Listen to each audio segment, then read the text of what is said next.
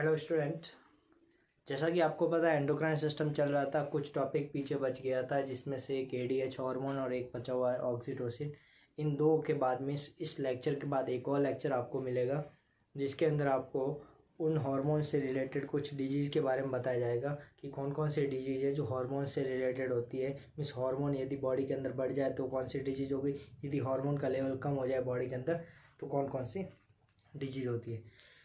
इन दो लेक्चर के बाद आपके पास आने वाला एक टेस्ट आपको पता ही है, जैसा कि इसी वीडियो के डिस्क्रिप्शन में आपको लिंक मिलेगा। आप वीडियो को देखें और कंटिन्यू उसकी प्रैक्टिस करें, टेस्ट की तैयारी करें और जो टेस्ट होने वाला है उस टेस्ट को आप मेक श्योरली कि आप इस टेस्ट को दें ताकि आपका स्कोर आपको पता चल सके आप किस लेवल तक हो। एंड आई होप मैं आशा करता हूँ कि आप इन चीज़ों को अच्छे से समझ पाओगे।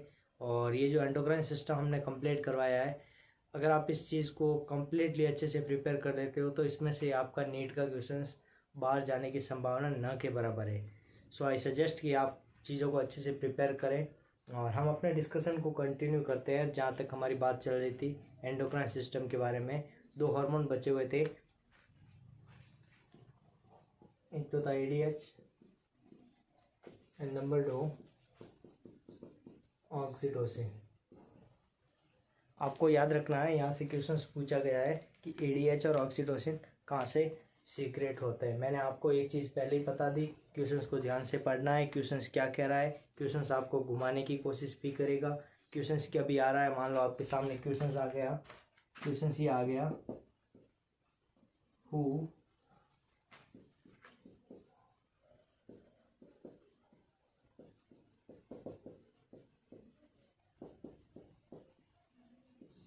Secret the oxytocin hormone. Oxytocin hormone को कौन सीक्रेट करता है, ठीक है।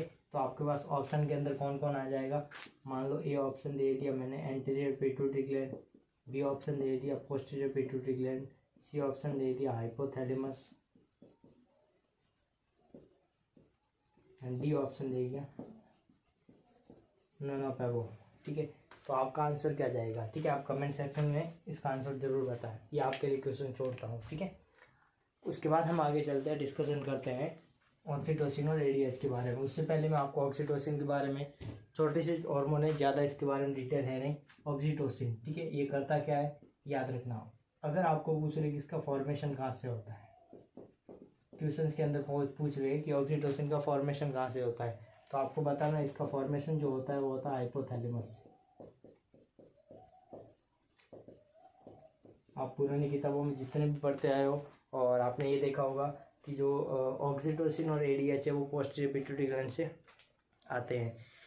बिल्कुल आपकी बात सही है कि हम कह सकते हैं कि पिट्यूटरी ग्लैंड के पोस्टीरियर पार्ट से ये आते हैं, मतलब वहाँ से सीक्रेट होते हैं, न कि उसका फॉर्मेशन होता है। बाकी हमने क्या देखा था कि बाकी हमने जितने भी हार्मोन देखे थे, हमने कहा था कि जो हार्मोन है जैसे ग्रोथ हार्मोन है, ग्रोथ हार्मोन पिट्यूटरी ग्लैंड में है, पिट्यूटरी ग्लैंड से सीक्रेट हो रहा है, इसका मतलब उसको बना कौन रहा है, पिट्यूटरी ग्लैंड ही बना रहा है। लेकिन ये तो वो हार्मोन है जो सीक्रेट तो हो रहे पोस्टीरियर पिट्यूटरी ग्लैंड से, लेकिन पिट्यूटरी ग्लैंड से बनते नहीं है। दैट मीन्स हम कह सकते हैं कि ये दोनों हार्मोन है, इसका भी फॉर्मेशन कहाँ से होता है, तो ये भी होता है हाइपोथैलेमस से।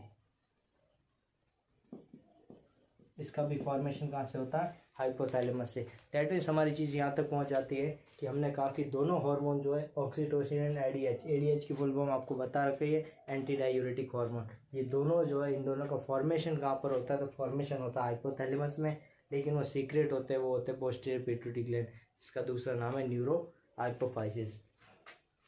जैसे कि आपको मैंने एक चीज़ बताई थी ऑक्सीटोसिन के बारे में। ऑक्सीटोसिन को मैंने क्या कहा था, लैक्टोकाइनेटिक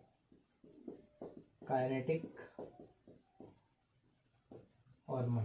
दैट मीन्स क्या हुआ, लैक्टो वर्ड किसके लिए आता है, मैंने आपको पहले बताया था, लैक्टो वर्ड आता है मिल्क के लिए, काइनेटिक वर्ड आता है गति के लिए, मतलब ब्रेस्ट से मिल्क को रिलीज करना है। आपने देखा होगा कि जस्ट आफ्टर द डिलीवरी जो फीमेल है वो बेबी को 6 मंथ तक फीडिंग करवाती है, तो फीडिंग के दौरान जो मिल्क है ब्रेस्ट से बाहर कब आएगा, जब कौन रिलीज होगा, ऑक्सीटोसिन रिलीज होगा, ठीक है। तो ऑक्सीटोसिन के कारण ही मिल्क का सीक्रेशन होता है। और एक चीज़ और बता दूं मैं आपको, मिल्क का प्रोडक्शन मैंने आपको पहले बता दिया था, प्रोडक्शन कौन करता है, तो वो करता है प्रोलैक्टिन हार्मोन। वो प्रोडक्शन के बाद उसको रिलीज करने का, मतलब बाहर निकालने का काम कौन करता है, वो करता है ऑक्सीटोसिन। ऑक्सीटोसिन। इसके अलावा ऑक्सीटोसिन का एक और काम होता है, वो होता है यूटेराइन कॉन्ट्रैक्शन।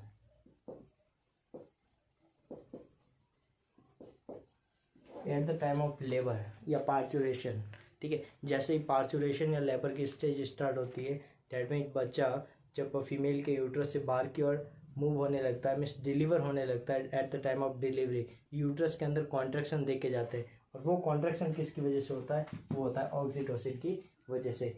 आप देखोगे मेडिकल कॉलेजों के अंदर कि जो बेबी होता है वो डिलीवर तभी हो पाता है जब फीमेल के अंदर ऑक्सीटोसिन प्रेजेंट है। समटाइम ये होता है कि फीमेल के अंदर ऑक्सीटोसिन का लेवल कम है, तो इसकी कंडीशन के कारण वो बच्चा है डिलीवर नहीं हो पाता, तो आर्टिफिशियल बाहर से उसको ऑक्सीटोसिन दिया जाता है। ये क्वेश्चन यहाँ से बना हुआ है, सो मेक नोट कर देना इसको भी, ठीक है। नेक्स्ट आती है एडीएच पे बात। नाम पता चला एंटी डायूरेटिक हार्मोन। आपको पता है एडीएच, आपको याद रखना ये एडीएच एक्ट कहाँ पे करता है, एक्ट ऑन डीसीटी। डीसीटी की फुल फॉर्म लिख दो, डिस्टल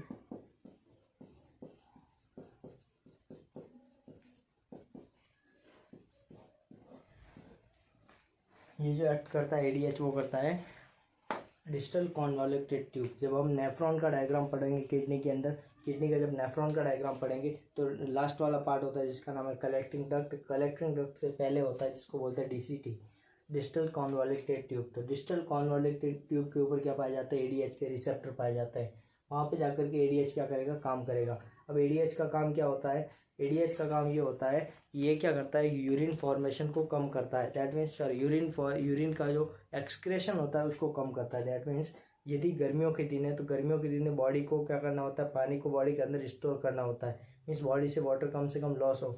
तो उस कंडीशन में एडीएच का सीक्रेशन ज़्यादा होगा, जिसकी वजह से क्या होगा कि बॉडी के जो डीसीटी पार्ट है वहाँ से क्या किया जाएगा, वाटर का रीअब्जॉर्प्शन कर दिया जाएगा, जिसकी वजह से क्या होगा, वाटर का बॉडी के अंदर लेवल बढ़ जाएगा और एडीएच काम करता रहेगा। समटाइम क्या होता है कि बॉडी के अंदर जब वाटर का लेवल ज़्यादा हो, सर्दियों के दिनों में क्या होता है कि एडीएच का सीक्रेशन कम होता है। जब एडीएच का सीक्रेशन कम होगा तो बॉडी के अंदर वाटर की रिक्वायरमेंट बिल्कुल सर्दियों में होती नहीं, और बॉडी के अंदर वाटर ऑलरेडी ज़्यादा है, तो एडीएच का सीक्रेशन कम होगा तो बॉडी से ज़्यादा अमाउंट में क्या होगा, वाटर लॉस होगा।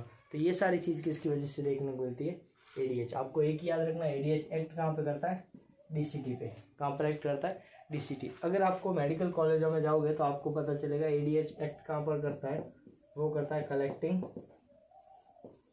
डक्ट में।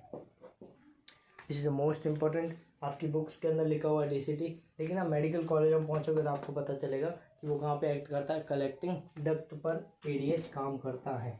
This is the most important thing. तो ये बेसिक आइडिया था छोटा सा 2 हार्मोन के बारे में, इतना ही है डिटेल में। आगे आएगा नेक्स्ट आपकी डिजीज कंडीशन जो हम नेक्स्ट वीडियो में पढ़ेंगे। Thanks for watching this video.